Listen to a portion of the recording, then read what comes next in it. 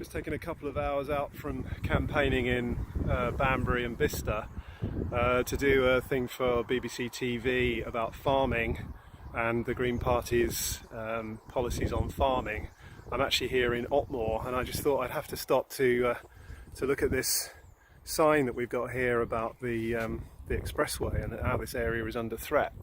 And it's a lovely part of the world, and there are places like this in Banbury and Bicester and all around North Oxfordshire that are also under threat from projects like the expressway and HS2, and all these are projects that are being pushed by the Conservative Party that the Green Party would stop. We see them as wasteful investments. We would rather put that money into improving existing rail services and not in building yet more roads to create yet more pollution. And as I say, this applies across the whole of Oxfordshire. And it was this interview I've just done was actually quite interesting. It was a question from a farmer asking about how we would ensure that food was produced at the same high ecological standards if it was being imported into this country. And my answer was yes, we would. But certainly it would be a lot easier to do that if we were still inside the EU.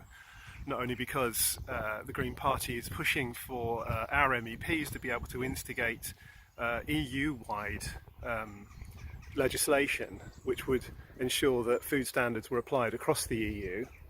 And obviously the EU's got very high ecological and environmental standards anyway. They are very good on that.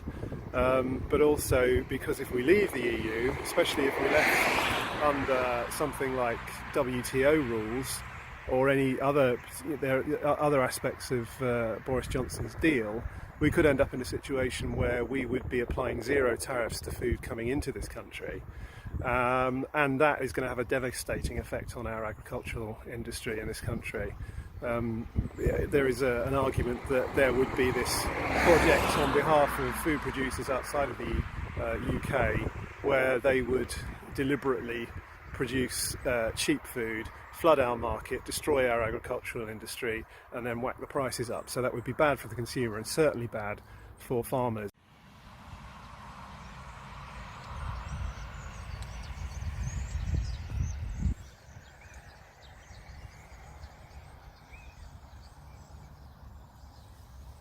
We believe farmers are the custodian of the environment. We would like to work with them to maintain these beautiful areas and particularly not be building massive amounts of housing onto Greenbelt when it's not necessary.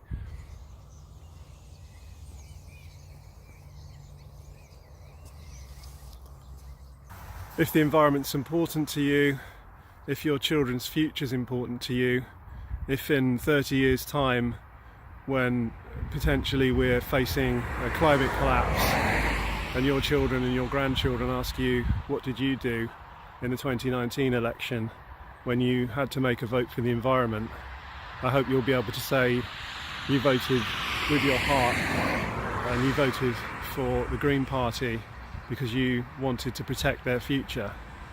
And can we win? Well, we can win if you vote for us. Can we make a difference? We will make a difference if you vote for us and if we're elected. And really in this election, the environment has to be the top priority. And if that is the top priority for you, if you're not going to vote Green in this election, I'd have to ask, when would you vote Green?